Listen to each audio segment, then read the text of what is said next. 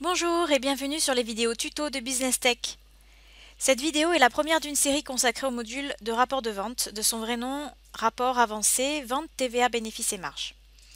On va voir comment utiliser le module de façon optimale pour que vous puissiez construire la meilleure stratégie commerciale. Si vous avez des commentaires, n'hésitez pas, ou si vous voulez que je fasse d'autres vidéos comme celle-ci sur d'autres modules, dites-le moi. Ce module de rapport de vente vous permet d'exporter deux grands types de rapports. Les rapports purement comptables, avec les formats basiques, TVA, bénéfices, complet et avoir. En quelques clics, vous obtenez tous les chiffres nécessaires pour votre comptable. Ce module vous permet également d'obtenir des rapports dits décisionnels qui vont vous aider à analyser vos performances. Ce sont les formats produits, marque, fournisseur, catégorie et client. C'est eux qui vont vous aider à définir la meilleure stratégie commerciale. Je vais commencer par vous présenter les rapports comptables. Le module, je le rappelle, vous permet d'envoyer à votre comptable toutes les informations nécessaires en seulement quelques clics. J'en profiterai pour définir chaque terme employé pour que vous sachiez bien à quoi correspond chaque colonne du rapport. Commençons par le format basique. C'est le plus utilisé. On peut choisir d'exporter au format HTML ou CSV, c'est-à-dire Excel. Donc ici, on va mettre par exemple HTML.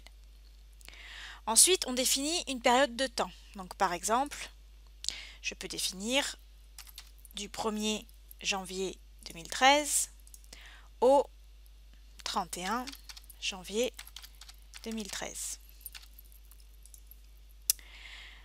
Ensuite, on définit les statuts. Donc par exemple, on va mettre en cours de livraison et livré. Je décide de ne pas mettre de filtre de pays. Et concernant l'ordre de tri, eh bien, on va mettre par exemple date de facturation de commande et on décide de trier dans le sens croissant. Et on exporte. Voilà, donc on obtient un tableau qui correspond donc à une période de 1 mois qu'on a définie plus tôt. Et chaque ligne correspond à une commande passée durant cette période. Donc, pour chaque commande, on a des informations générales. Le nom de la boutique, l'idée de commande, la date de la commande, le numéro de facture, la date de facturation, et puis des informations sur le client, donc le nom, le prénom, le code postal, la ville, le pays. Et un petit peu plus loin, on va avoir ici le statut de commande. Ensuite viennent les informations purement comptables, qui sont donc ici. Et ensuite, hop, ici. Tout d'abord, le total payé TTC. Donc ça, c'est ce que le client paye. Donc toute taxe comprise, puisque on comprend la TVA. Donc le total payé TTC, c'est le total produit TTC, c'est-à-dire le prix affiché sur votre fiche produit, plus le total des frais TTC, donc frais de port, frais d'emballage, etc. Et on enlève le total des réductions TTC. Donc une petite note quand même sur la TVA. Donc on voit qu'à chaque fois, on a une colonne qui correspond à la TVA. Donc TVA produit, TVA frais de port, TVA réduction, TVA emballage. Et puis on a le total TVA collecté. Donc en France, chaque produit est soumis à la TVA. Il existe plusieurs taux de TVA. Par exemple, pour une boutique de vêtements et d'accessoires pour bébés, comme c'est le cas ici, il est de 20%, que ce soit pour les produits, les frais de préparation, d'envoi ou les réductions. Donc la TVA produit, c'est 20% du total produit hors taxe. La TVA des frais, c'est 20% du total des frais hors taxe. La TVA réduction, 20% du total réduction hors taxe. Et donc la TVA collectée, le total TVA collecté, c'est la somme de toutes les TVA, sachant que bien sûr on enlève la TVA des réductions. Donc TVA produit plus TVA frais moins TVA réduction. Et donc on revient à notre total payé TTC, c'est donc la somme des prix hors taxe, total produit hors taxe, plus total frais hors taxe, moins le total des réductions hors taxe, plus le total de la TVA collectée. Petite précision ici, on est en 2013, donc la taxe sur les vêtements était de 19,6 et pas de 20%. Donc maintenant elle est de 20%. Ensuite, donc ces deux colonnes ne concernent que les commerçants qui ont des produits qui sont soumis à l'écotaxe, c'est-à-dire la taxe sur des produits qui peuvent générer des dommages environnementaux. Ceux qui sont concernés donc par cette écotaxe doivent savoir que le montant de l'écotaxe est déjà compris dans le total produit hors taxe. Donc on n'en tient pas compte pour calculer le total payé TTC. Et l'écotaxe est également soumise à une TVA de 20%, et cette TVA est également déjà comprise dans la TVA produit. Donc en fait, ces deux colonnes-là, on ne s'en sert pas pour calculer, pour faire la somme des prix et calculer en fait le total payé par le client.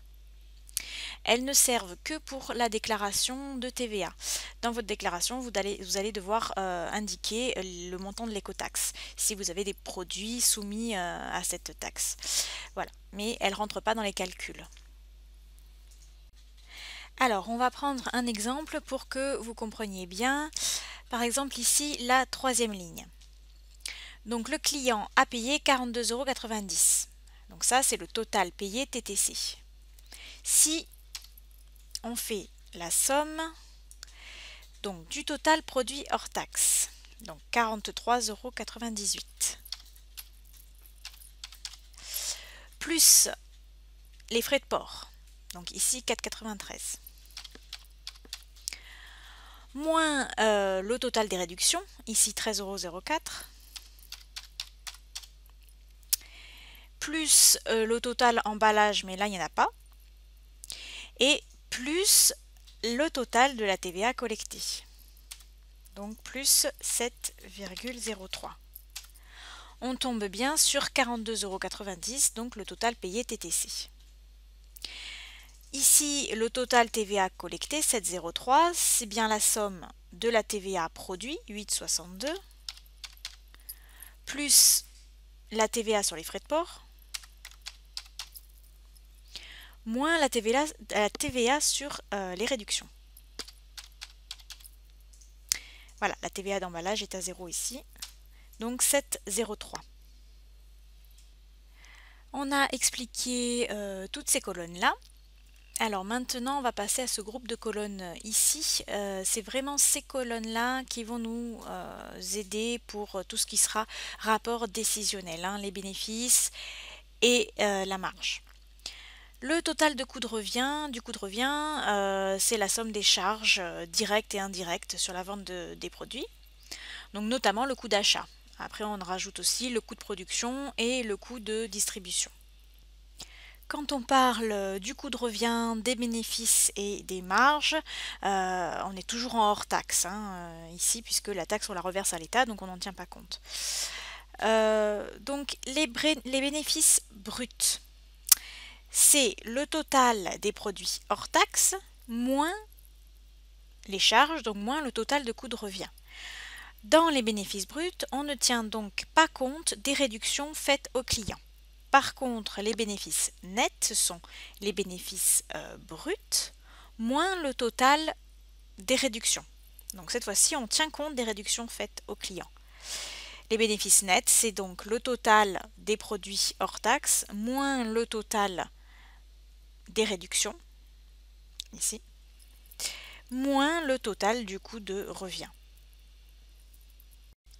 Les bénéfices nets, ce sont donc, ça correspond en fait à ce qu'on touche réellement puisqu'on tient compte là de la réduction qu'on a faite au client. Ensuite, les marges, donc ce sont des pourcentages. La marge brute, c'est les bénéfices bruts par rapport au total produit hors taxe, fois 100 donc, puisque c'est un pourcentage. Donc là encore, vu que c'est brut, on ne tient pas compte des réductions. La marge nette, ce sont les bénéfices nets par rapport au total produit hors taxe moins le total des réductions, fois 100. Donc finalement, la marge brute, c'est le pourcentage de ce qu'on a gagné par rapport au total produit hors taxe. Et la marge nette, c'est le pourcentage de ce qu'on a gagné par rapport à ce total produit hors taxe, mais en tenant compte des réductions. En comparant les deux colonnes, on peut donc se rendre compte de l'impact qu'a eu la réduction qu'on a faite au client. Par exemple ici pour la troisième ligne, on passe de 30% de marge brute à seulement 0,93% de marge nette, c'est-à-dire en tenant compte de la réduction. On peut donc en conclure que cette réduction nous a pas été très profitable. Donc ce qui est bénéfice net et marge nette, c'est ce qu'on touche réellement.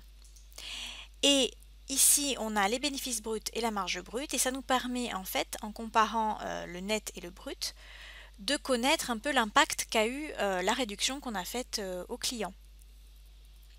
Alors maintenant, on va passer au rapport complet.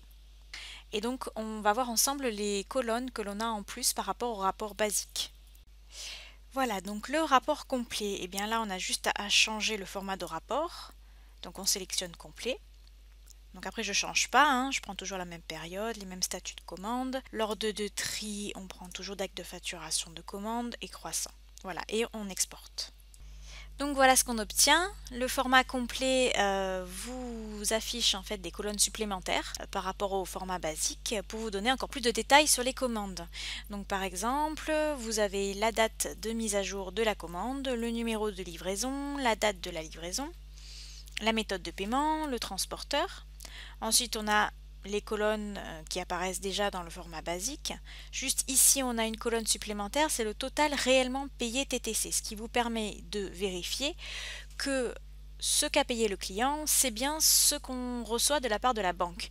Ici, c'est le retour de la banque. Donc, il faut que ces deux colonnes soient identiques, hein, sinon c'est qu'il y a un problème. Ensuite, à la fin, on a des données supplémentaires sur les clients.